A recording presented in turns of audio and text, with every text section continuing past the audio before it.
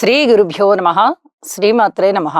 మా భక్తి టీవీని ప్రోత్సహిస్తున్నటువంటి మా ప్రేక్షకులందరికీ ధన్యవాదాలు తెలియజేస్తూ 22 డిసెంబర్ 2024 నుంచి 28 డిసెంబర్ 2024 వరకు గల కాలానికి గ్రహస్థితులు ఏ విధంగా ఉన్నాయి, ద్వాదశ రాశుల వారికి ఎటువంటి ఫలితాలు ఉండబోతున్నాయి అనేది ఇప్పుడు మనం తెలియజెప్పుకుందాము.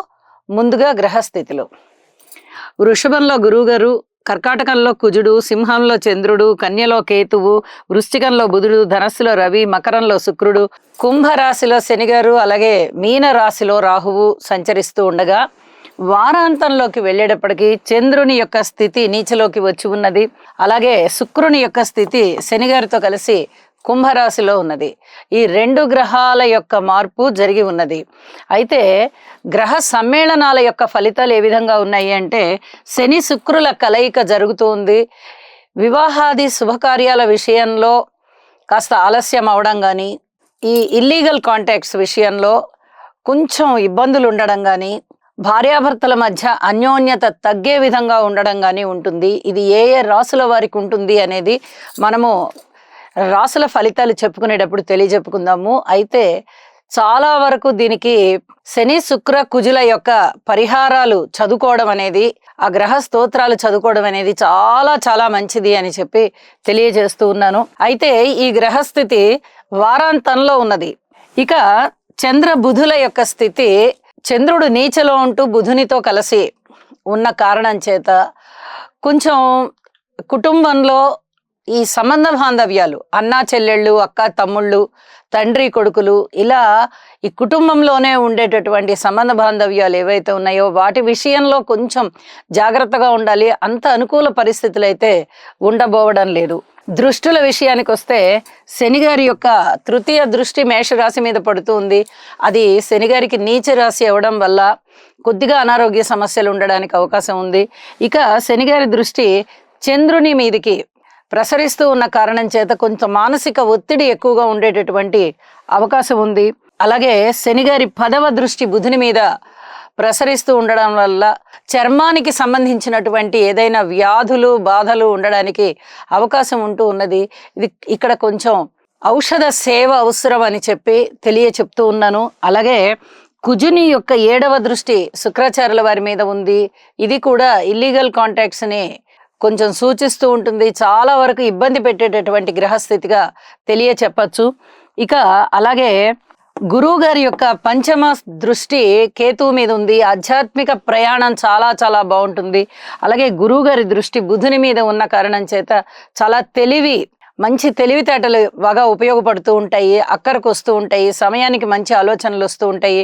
అలాగే ఎడ్యుకేషన్ విషయంలో కానీ, సినిమా రంగానికి సంబంధించి కానీ, కెమెరాలకి సంబంధించి కానీ, డ్రామాకి సంబంధించి కానీ, స్టేజ్కి సంబంధించి కానీ, ఎడ్యుకేషన్కి సంబంధించి కానీ చాలా చాలా బాగుంటుంది అని చెప్పి తెలియజేస్తూ ఉన్నాను. అలాగే గురువు గారి 9వ దృష్టి శుక్రాచార్యుల వారి మీద పడుతూ ఉన్న కారణం చేత ధనయోగాలు చాలా చాలా బాగుంటాయి. ఇవన్నీ కూడా చెప్పదగ్గ సూచనలుగా చెప్తూ ఉన్నాను. ఇక పరిహారాల విషయంలో మటుకు తప్పనిసరిగా కుజ శుక్ర శని గ్రహాల యొక్క స్తోత్ర పారాయణాలు తప్పనిసరిగా చేయండి. లక్ష్మీ అమ్మవారికి పూజ చేయండి. ఇవి రెండు తప్పనిసరిగా రాశితో సంబంధం లేకుండా చేయవలసిందిగా సూచన చేస్తున్నాను ప్రతి ఒక్కరికి కూడా. రాశి ఫలితాల్లోకి వెళ్దాము.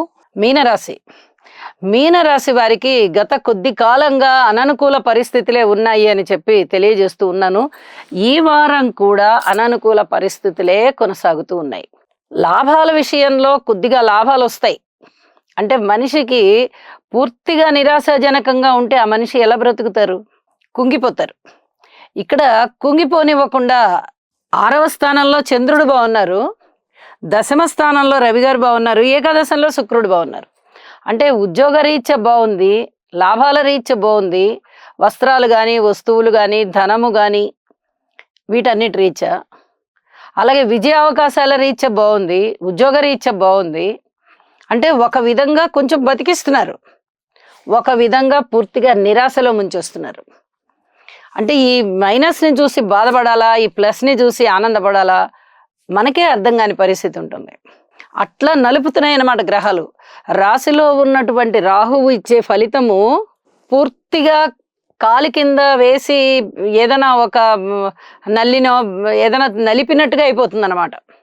అంతటి కఠినమైనటువంటి స్థితి. నిజంగా కాలు కింద వేసి ఏదైనా చిన్న పురుగు పుట్రని మనం ఇలా అన్నామంటే ఒక్క నిమిషంలో పోతుంది. ఇది అలా ఒక్క నిమిషంలో పోయేది కాదు. ఒక్క నలిపినట్టు అనమాట. ఒక్క బాధని అలా పెడుతూ ఉంటుంది. ఇక్కడ చూడండి, రాహువు గారు చాలా ఇబ్బంది పెడుతూ ఉంటారు.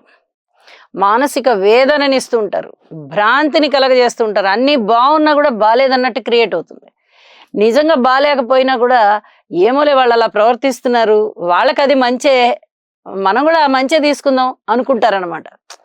అట్లాంటి పరిస్థితి. ఇది తప్పు ఇది ఒప్పు అని నిర్ణయం చేయలేని స్థితిలో మీనరాశి వాళ్ళు ఉంటారు.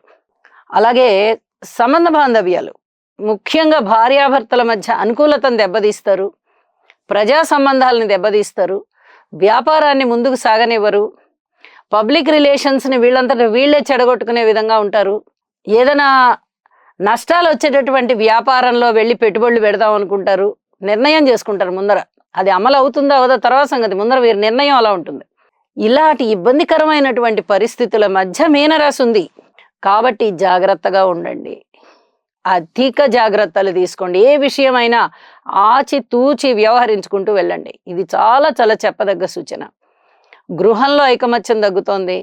అలాగే అన్నదమ్ముల సహాయ సహకారాలు ఏమీ ఉండట్లేదు. మీ మానసికమైనటువంటి ధైర్యం కూడా సన్నగిలుతోంది. మాతృవర్గ రీత్యా కూడా అననుకూలతలు కనిపిస్తున్నాయి, పితృవర్గ రీత్యా అననుకూలతలు కనిపిస్తున్నాయి, వ్యాపారం రీత్యా అననుకూలతలు కనిపిస్తున్నాయి, సంతానం రీత్యా అననుకూలతలు కనిపిస్తున్నాయి. ఇంకా మనశ్శాంతి ఎక్కడి నుంచి వస్తుంది?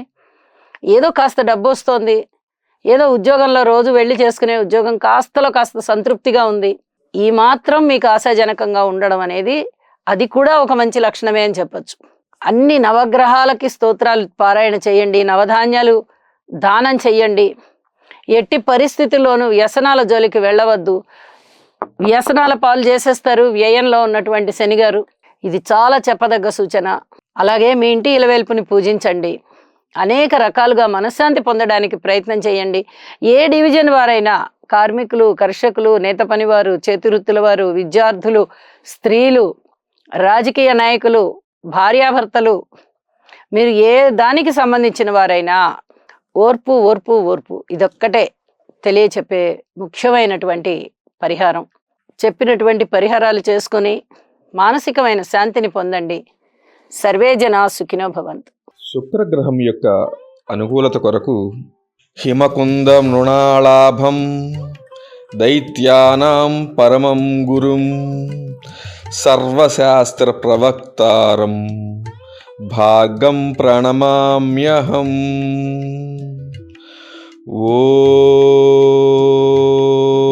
ఓం ద్రాం ద్రీం ద్రౌం సహ శుక్రాయ నమః.